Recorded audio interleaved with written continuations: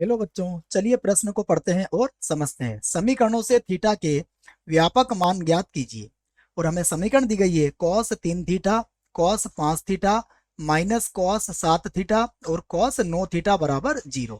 ठीक है बच्चों, प्रश्न को हल करने से पहले हम प्रश्न में मुख्य अवधारणा लिख लेते हैं बच्चों, जिसकी सहायता से हम इस प्रश्न को हल करेंगे। ठीक है, तो मुख्य अवधारणा में हम व्यापक हल की बात करेंगे और व्यापक हल के हम कुछ सूत्र यहाँ पर लिखेंगे बच्चों। देखिए, यदि हमें दिया जाए cos x बराबर cos y, बच्चों हमारे पास क्या आ जाए cos x बराबर cos y, तो इसका जो व्यापक हल का सूत्र होता है बच्चों, ये होता है x बराबर 2n pi plus minus y। और यहाँ जो n होता है वो सदैव पूर्णांक ही होगा। ठीक है बच्चों, आप चाहो तो दूसरी मुख्य अवधारणा भी लिख सकते हो कि यहाँ पर हम एक सूत्र का प्रयोग करेंगे। सूत्र है हमारा 2 cos a cos b, ये बराबर होता है cos a प्लस b और प्लस का cos a माइनस b के बच्चों। ठीक है, तो ये हमारे पास दो मुख्य अवधारणाएं हो गई। चलिए अब प्रश्न में देखते हैं हमें कौन सी समीकरण दी हुई है। तो दी गई समीकरण लिख लेते हैं हम लोग प्रश्न की। तो देखो, समीकरण हमारे पास है cos 3 theta, cos 5 theta, minus cos 7 theta और उसके बाद cos 9 थीटा बराबर 0। ठीक है बच्चों, तो हमें क्या करते हैं, इसे बराबर के इधर ले आते हैं और इसको हम 5 थीटा को आगे लिख लेते हैं। तो हम इसको ऐसा भी लिख सकते हैं, देखो cos 5 थीटा, उसके बाद cos 3 थीटा। और देखिए जब ये बराबर किधर जाएगा तो प्लस का हो जाएगा, तो ये होगा cos 9 थीटा और उसके बाद cos 7 थीटा। ठीक है बच्चों, अब देखिए हम जो सूत्र लगाएंगे यहाँ पर उसका प्रयोग कर लेते हैं। उसके पहले देखो, सूत्र में हमें दो कॉस है, कॉस भी चाहिए तो हम दो का गुणा भी बच्चों कर सकते हैं। ठीक है, तो देखो यहाँ पर दोनों पक्षों में हम क्या करते हैं बच्चों, दो का गुणा कर देते हैं। ठीक है, तो देखिए हमें क्या मिलेगा, ये हो जाएगा हमारे पास 2 कॉस 5 थीटा, कॉस 3 थीटा बराबर 2 कॉस 9 थीटा और कॉस 7 थीटा। ठीक है बच्चों, अब देखो यहाँ पर मैं सूत्र लिख देता हूं।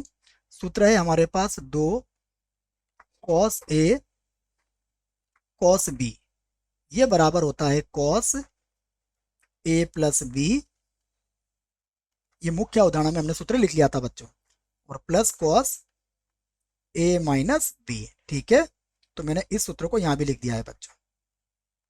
अब यहां देखिए आप, इस सूत्र का अगर हम प्रयोग करेंगे तो क्या मिलेगा हमें। ठीक है बच्चों, ये बी को मैं दोबारा लिख देता हूं। तो देखो, ये ए माइनस बी, तो देखिए यहाँ जो बराबर के इधर है बच्चों, ये हो जाएगा हमारे पास, घटा दीजिए आप इसको और एक बार जोड़ दीजिए। तो देखो क्या मिलेगा, ये होगा हमारे पास कॉस 5 और 3, ये होगा 8 थीटा और फिर प्लस, फिर ये बनेगा कॉस 5 में से 3 जाएगा तो बनेगा 2 थीटा बराबर, यहाँ देखो बच्चों, ये मेरे पास है कॉस 9 और 7, ये हो जाएगा बच्चों 16 थीटा और 9 में से 7 यहाँ पर आप घटा लेंगे बच्चों, तो ये मिलेगा हमें कॉस 2 थीटा। ठीक है बच्चों, तो देखो कॉस 2 थीटा से कॉस 2 थीटा तो आप काट देंगे। अब हमारे पास क्या बचेगा, कॉस 16 थीटा बराबर कॉस 8 थीटा। ठीक है, तो इसी बात को हम लिख लेते हैं यहाँ पर। क्या लिखा हमने, कॉस 16 थीटा बराबर कॉस 8 थीटा। ठीक है बच्चों, तो देखो अब यहाँ पर हमने जो मुख्य अवधारणा में सूत्र लिखा था उसके आधार पर हम इसका व्यापक हल लिख सकते हैं बच्चों। क्या सूत्र था हमारे पास कि यदि cos x बराबर cos y होता है तो इसका व्यापक हल क्या होता है, x बराबर 2n pi plus minus Y, और जहां n जो होगा बच्चों सदैव पूर्णांक होगा। यह सूत्र देखिए मैंने मुख्य अवधारणा में लिख दिया है। तो इस सूत्र के आधार पर देखिए अब हम क्या कहेंगे इसको, तो यह बनेगा हमारा व्यापक हल। लिख देता हूं मैं, व्यापक हल।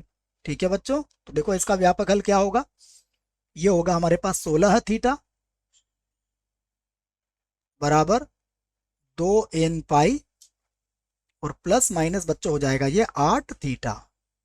ठीक है, अब हम क्या करेंगे, यहाँ पर एक बार प्लस और एक बार माइनस चिन्ह का प्रयोग कर लेंगे। ठीक है, तो देखो हम प्लस चिन्ह का प्रयोग अगर करते हैं तो ये होगा 16 थीटा बराबर 2n पाई और फिर होगा प्लस का 8 थीटा।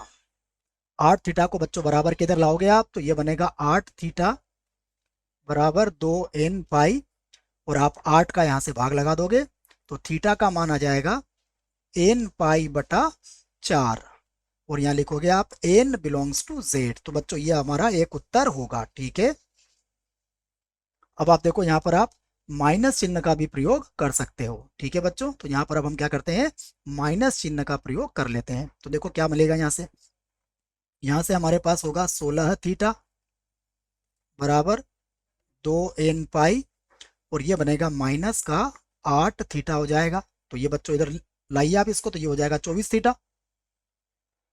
24 थीटा बराबर 2n पाई, तो थीटा बराबर हो जाएगा 2n पाई और बटे में आ जाएगा हमारे पास 24।